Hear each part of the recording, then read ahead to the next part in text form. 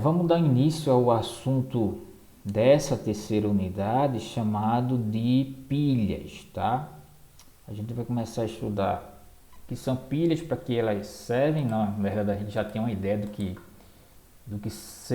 que seja esse assunto. Vai tratar daqueles dispositivos que a gente usa no controle remoto, que a gente utiliza nos brinquedos, né?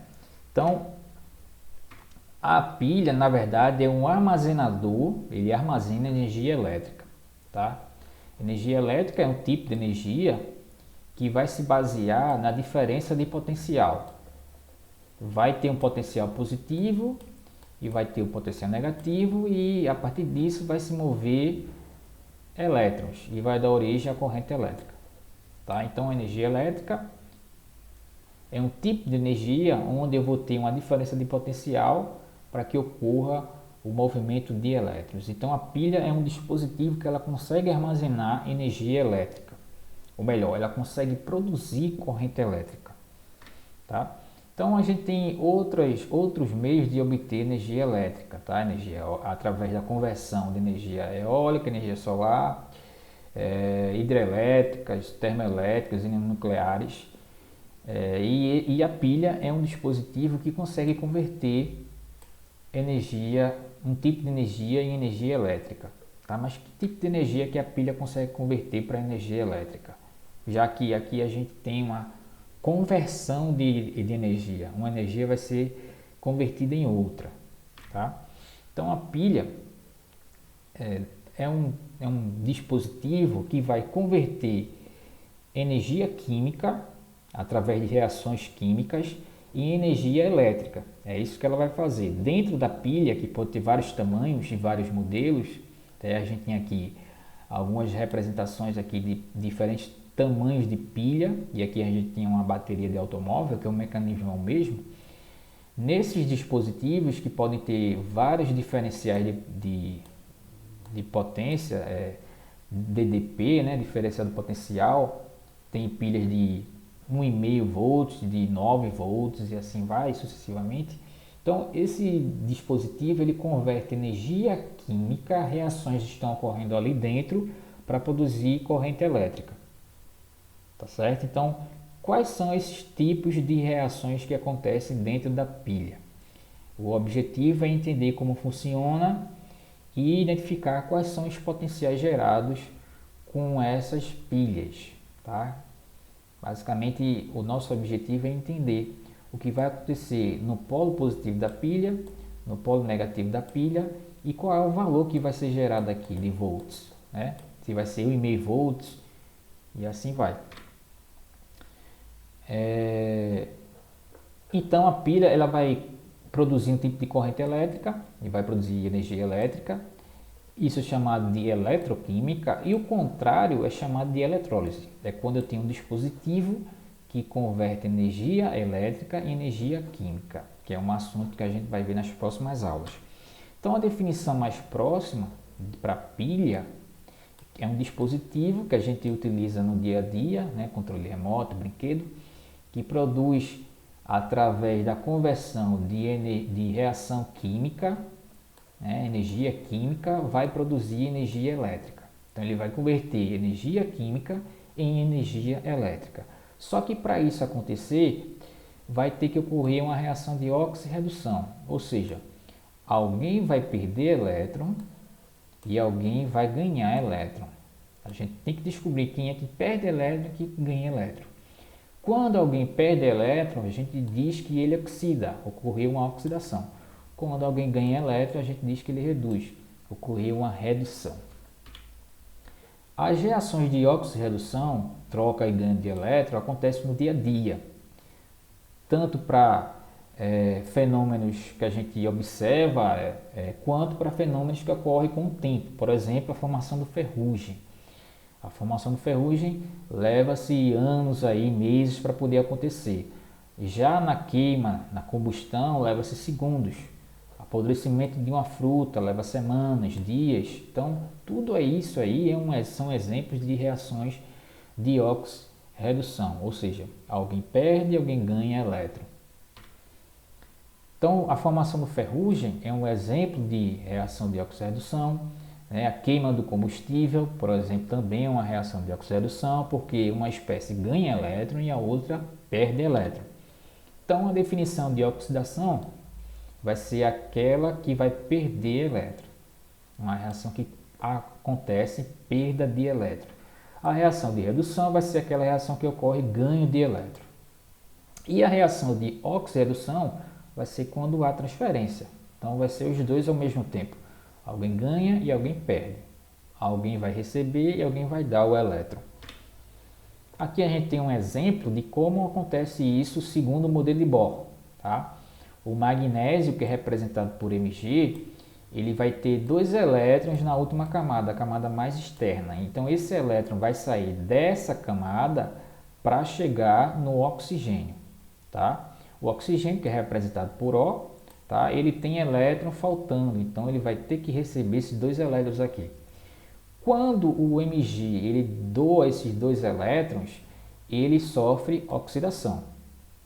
Quando o oxigênio recebe esses dois elétrons, ele sofre redução. Agora, como é que eu vou saber quem é que vai sofrer oxidação e quem é que vai sofrer redução? Isso vai depender da natureza do elemento químico. Tá? No geral, o oxigênio é um elemento que vai receber elétron, ou seja, é um agente oxidante, é um bom agente oxidante. Todas as reações que a gente vê no dia a dia, basicamente, é em função do oxigênio. Ele vai capturar os elétrons que a gente vê no dia a dia. Tanto elétrons do ferro, que a gente tem aí em vários locais, né? Nas grades, janelas e portas, e quanto nas reações de combustão, né? Na queima, tudo tem a ver com o oxigênio, que vai ser um ótimo agente oxidante. Ele vai capturar os elétrons que estão, vamos dizer assim, de vacilando, passeando sozinho por aí. Tá? Então, quando ocorre a oxidação, ocorre um aumento no número de oxidação. Tá? Lembrando desse assunto lá do primeiro ano, oxidação é a perda de elétrons e isso acontece em consequência do número do aumento de oxidação do elemento. Então, se um elemento tem um número de oxidação, por exemplo, 1, quando ele perde elétron, ele vai ficar com um número de oxidação maior do que 1, por exemplo, 2. Tá? E redução ocorre uma diminuição do número de oxidação. Por exemplo, se o número de oxidação do elemento for mais 2, sempre tem que colocar esse sinal de mais, tá? E se ele reduzir em um elétron, por exemplo, ele vai ficar com o número de oxidação mais 1, tá? Então, o número de oxidação é o valor de elétron que vai perder ou vai ganhar, dependendo da reação, tá certo? Vamos ver um exemplo sobre isso aqui. Nas pilhas vão acontecer essas duas reações, tanto de oxidação quanto de redução. Quando é que eu vou saber que é uma reação de oxidação? Quando perder elétron. Tá? Então, basicamente, você vai observar a seta e o valor do sinal aqui, né, que é o chamado a carga do íon. Tá certo? A carga aqui ela é zero. Quando não tem nada, significa dizer que tem zero. E essa carga aqui é mais 2. Quando o elétron estiver após a seta, a gente pode afirmar, né, generalizar que ocorreu uma oxidação, porque o elétron saiu, perdeu o elétron, está fora, está depois da seta. Se esse elétron estiver antes da seta, significa que ele ganhou o elétron, ou melhor, que ele reduziu, tá?